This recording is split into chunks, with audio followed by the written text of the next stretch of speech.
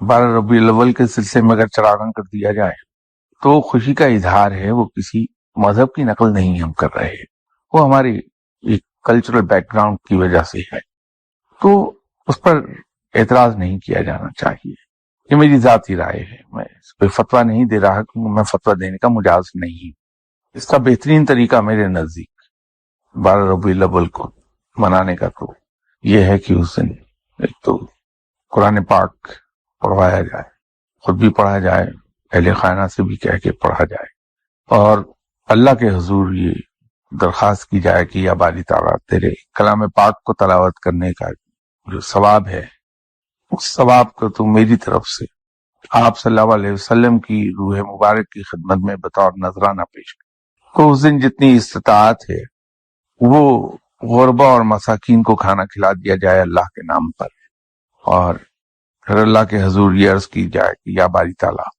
میں نے یہ تیرے نام پر جو تیرے بندوں کی خدمت میں کھانا پیش کیا تو اسے قبول فرما، اور اس کا ثواب میں آپ صلی اللہ علیہ وسلم کی روح مبارک کی خدمت میں بطور نذرانہ پیش کرتا ہوں۔ ایک تو یہ کر لیا جائے۔ باقی رہ گئیں وہ ہلڑ بازی اور بھنگڑا اور ایسی باتیں، تو وہ تو میں نے خود بھی پہلے عرض کیا کہ اللہ بہت باوقار ہے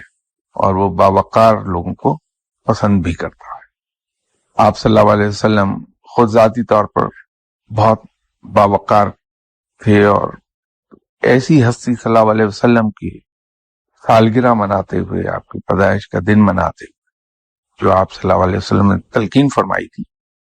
ان آداب کے خلاف ہم سے کوئی حرکت نہ ہونے پائے۔ ہم دوسرے